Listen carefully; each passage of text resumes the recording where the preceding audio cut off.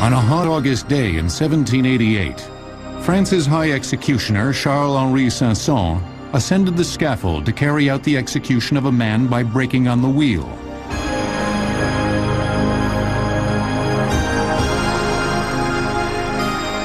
The assembled mob of onlookers suddenly rushed the scaffold and freed the condemned man. The scaffold and wheel were smashed and set on fire. When news of the riot reached the palace, King Louis XVI, now sensing the impending revolt, granted the prisoner a full pardon and abolished the wheel throughout France. 3 years later, after the fall of the Bastille, the National Assembly sought a new execution method to be used on all people sentenced to death, regardless of rank or class. Ever since the time of the French Revolution, people have decided that capital punishment should be the end of life as opposed to infliction of pain. A committee was formed. At its head was Dr. Antoine Louis, physician to the king and secretary to the Academy of Surgery. Also on the committee was Dr. Joseph Ignace Guillotine, a professor of anatomy at the Faculty of Medicine in Paris. Guillotine and the others had been influenced by earlier beheading machines, such as the Scottish Maiden, the Italian Mania, and the Halifax Gibbet. It was a very crude guillotine of the time. The blade, it was not sharp, it was more just a big metal chunk, and it would knock the head off or crush the neck. Sketches and plans were submitted. 2 major improvements were the result. First was a convex or crescent-shaped blade. The second was the lunette, little moon, a hinged 2-part yoke which immobilized the victim's neck. The guillotine was invented with the notion that the blade would quickly sever the head with absolute assurance, and it was believed at the time that that would end life instantly. The crescent shape was soon replaced by an angular blade.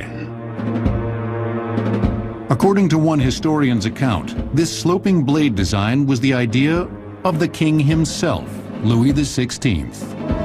Upon seeing the sketches, the king, an amateur locksmith, well known for his mechanical aptitude, insisted that the shape of the convex blade was all wrong. Grabbing a pen, the king sketched in a triangular blade with a beveled edge. He contended that this blade would cut much cleaner and could accommodate virtually any size neck. These elements were incorporated into the final design. The new machine was tested on cadavers and cattle, and finally deemed ready to be put into service.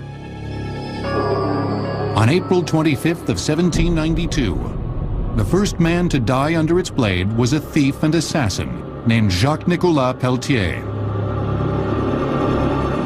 The crowds marveled at the machine's deadly speed and precision. Soon, a steady stream of victims would be hauled up the scaffold to meet the new modern machine. 9 months after the first guillotine execution, the king and his wife, Marie Antoinette, would experience firsthand the effectiveness of the sloping blade design. Ironically, the name of the man who had contributed the least to the design of the machine was the name it would carry throughout history. But it would be long after the French Revolution that the guillotine's bloodiest chapter would be written. In 1933, Hitler celebrated his rise to power with the construction and testing of his first guillotine.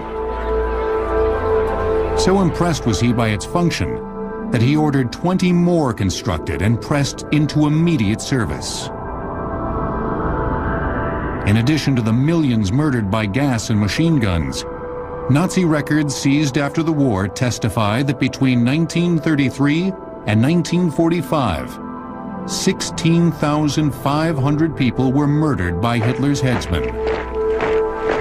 whereas execution by guillotine during the French Revolution totaled only 2,600. The last public guillotining in France occurred in 1939, with the execution of serial killer Eugène Weidmann. The event was secretly recorded on film. When images from the film were published, the guillotine was moved behind prison walls.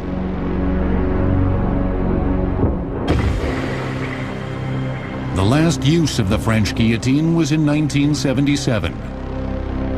In the early 1980s, all capital punishment was abolished in France.